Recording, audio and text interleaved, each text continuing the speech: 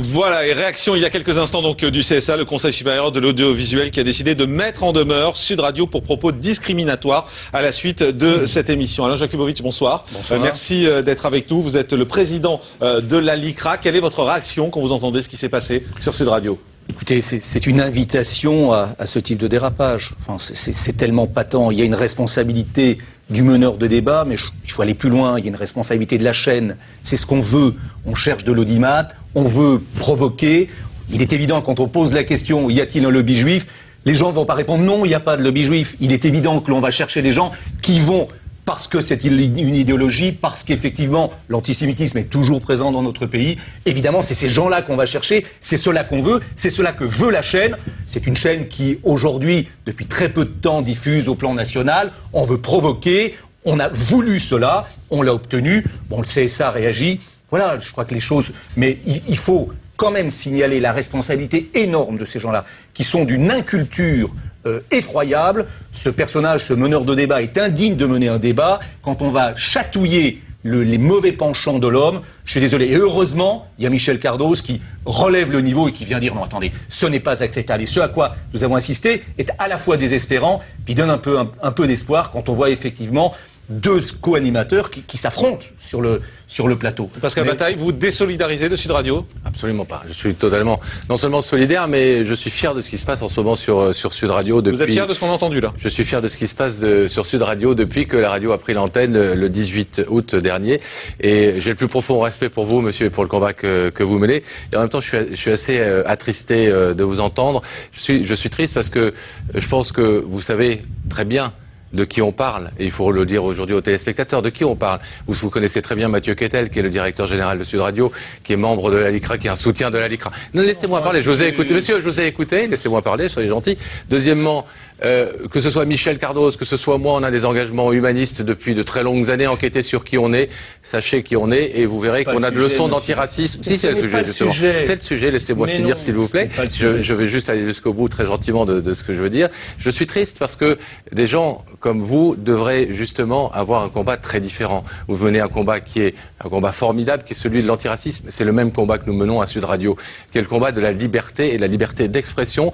Et aujourd'hui, ce n'est pas en disant que le cancer n'existe pas que vous guérirez les cancéreux. Ce n'est pas en essayant de mettre ça sous le tapis et en ne laissant pas cette parole, qui est une parole qui existe, monsieur. Malheureusement, la France est antisémite en grande partie. J'ai grandi à Bordeaux dans la bourgeoisie catholique. Vous savez comment on appelle les Juifs à Bordeaux en 1970 ? C'est pas si loin et ça continue aujourd'hui, les Israélites.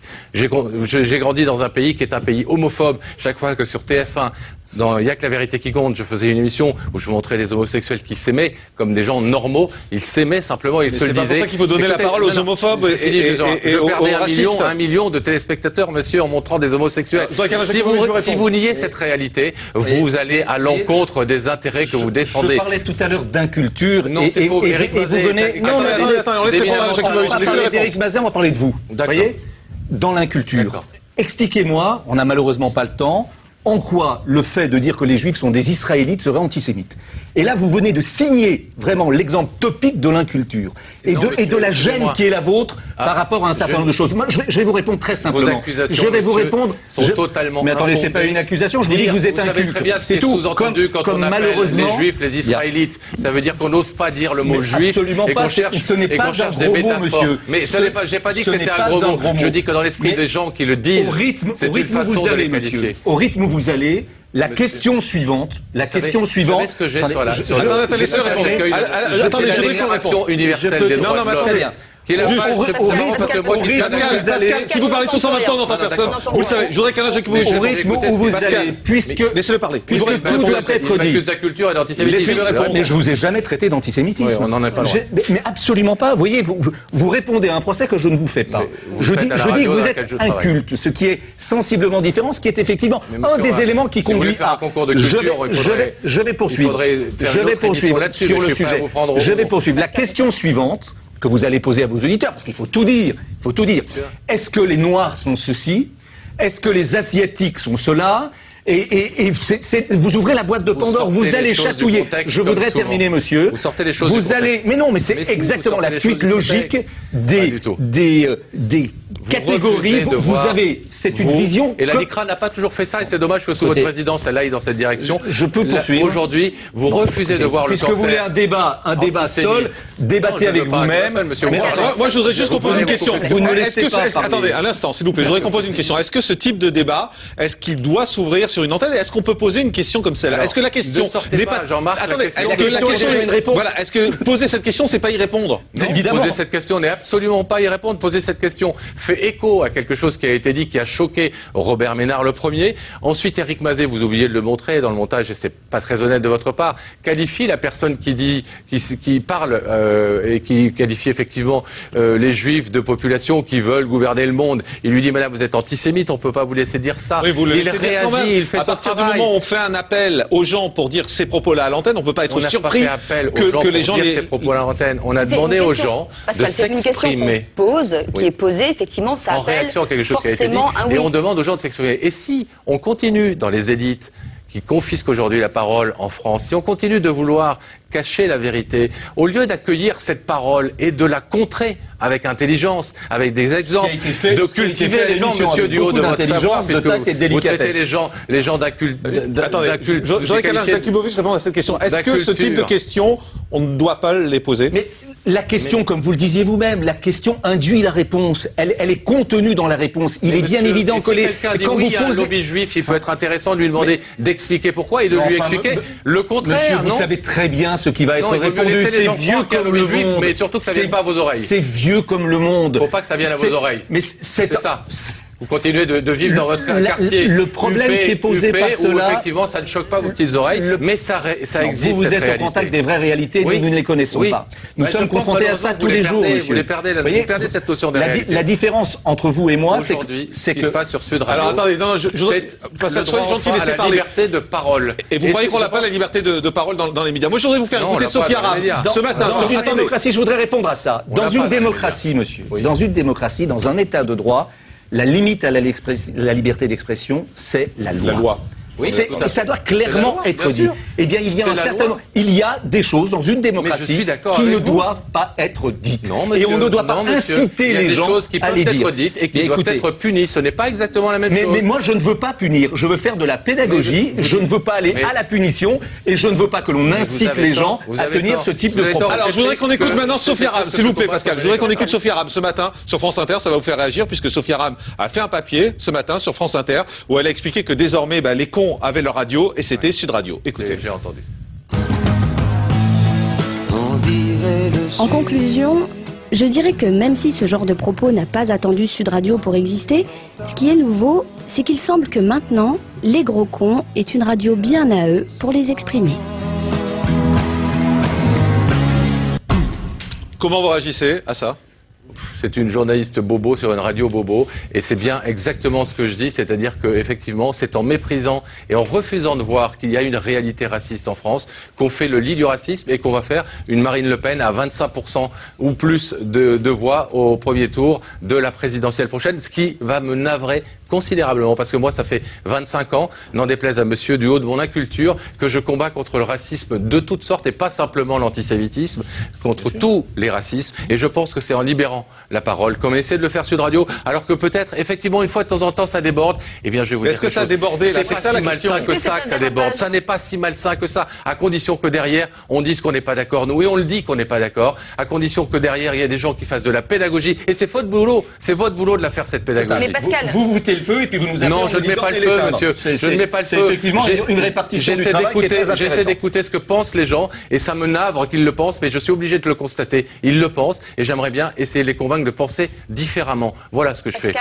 Mathieu Kettel dit quand même qu'il reconnaît la maladresse, qui est le patron de Sud Radio, reconnaît la maladresse d'Éric Mazet. Mathieu a reconnu la maladresse d'Éric. Pour ma part, je ne reconnais pas de maladresse de la part d'Éric. Je pense qu'il a essayé de faire son boulot de son mieux, que quand on est en direct, évidemment, c'est pas toujours facile et qu'on a quelqu'un, il lui a dit ce qu'il pensait d'elle, il lui a dit vous êtes une antisémite, madame. Voilà. D'ailleurs, elle s'est plainte, elle est allée se plaindre chez Robert Ménard en disant on m'a traité d'antisémite, c'est un scandale. Alain Jakubowicz, un mot quand vous entendez Pascal Bataille dire que il n'y a pas eu de dérapage et qu'il assume tout ça, qu'est-ce que vous avez envie de lui dire pour terminer? J'ai envie de lui dire, je n'ai rien à lui dire. Lui, il est dans un fonds de commerce qui est celui de cette télévision, qui est celui de cet axe qui est voulu par la direction. Il est payé pour ça. La différence, c'est que nous sommes des bénévoles qui essayons de lutter contre des gens qui sont payés pour allumer le feu et nous devons l'éteindre bénévolement. C'est ça le sujet. Vous dites qu'ils allument le feu, clairement. Mais évidemment, encore une fois, c'est un très bon représentant de commerce, il vend très bien sa chaîne de télévision, mais il a des instructions. Bien sûr, il a des instructions pour cela. Cela est parfaitement délibéré, c'est voulu, c'est effectivement prendre se prétendre être les parangons de la liberté de parole, etc. Ça s'est déjà vu, ça s'est déjà fait, ça a fait long feu. Bon voilà, aujourd'hui le CSA est dans sa fonction, ces gens-là sont convoqués, devront rendre des comptes. Vous savez, je veux simplement terminer par une autre chaîne qui est une station de radio, je peux la citer, c'est RMC. Récemment, il s'est produit à peu près la même chose avec quelqu'un qui est adoré par les Français, qui s'appelle Jean-Michel Larquet. Jean-Michel Larquet parle d'un club de football. Il parle d'Arsenal. Et il explique un différend avec un joueur de football qu'on aime beaucoup en France qui s'appelle Nasri, en expliquant que, en réalité, le board c'est-à-dire le conseil d'administration d'Arsenal, n'a pas voulu mettre de l'argent parce que c'est bien connu, il y avait que des juifs là-dedans. Je veux dire que quand je parle d'inculture, je ne dis pas que M. Larquet ou que M. Bataille sont des antisémites. Absolument pas, il n'y a pas d'idéologie. Je dis c'est beaucoup plus grave que cela. Parce que ces gens-là, que ce soit M. Bataille ou M. Larquet, ils sont aimés, ils sont écoutés, ils sont entendus. Mais je vous flatte, monsieur. Je vous flatte. Mais je termine. Une enquête, je suis pas l'ADN. Ils sont écoutés. Ce sont des leaders d'opinion. Et à partir du moment où ce sont des leaders d'opinion, effectivement, à partir du moment où on dit sur cette chaîne, les Juifs et l'argent, ça se dit sur Sud Radio, ça se dit sur RMC. Mais attendez, c'est une évidence. La seule différence, c'est que Jean-Michel Larquet s'est excusé. Dans le cas présent, visiblement, il n'y a pas dans le cas présent, il n'y a pas d'excuse. C'est que Jean-Michel Larquet, que j'aime beaucoup par ailleurs, est un animateur de la chaîne, alors que là, c'est un auditeur qui a dit. Et l'autre différence, monsieur, je voudrais vous rappeler un truc qui devrait guider tous vos pas chaque jour, c'est la Déclaration universelle des droits de l'homme. Tout individu a droit à la liberté d'opinion et d'expression. Oui. Moi, je vous rappelle qui implique le droit de ne pas être inquiété pour ses opinions et celui de chercher, de recevoir et de répandre les informations et les idées par quelques moyens que ce soit. C'est ce que nous faisons sur Sud Radio. Et votre combat est un mauvais combat. Comme vous le savez peut-être, indépendamment de ma fonction de président de la LICRA, je suis avocat et j'ai plaidé à peu près tous les dossiers de ce type. Ce que vous venez de m'opposer m'a été opposé par Jean-Marie Le Pen, par Forisson, par tous les mouvements d'extrême droite. Je vous rappelle, monsieur, que la Déclaration universelle des droits de l'homme a un deuxième alinéa qui dit que dans toutes les démocraties, il y a des limites à la liberté d'expression. C'est ça la démocratie. Merci.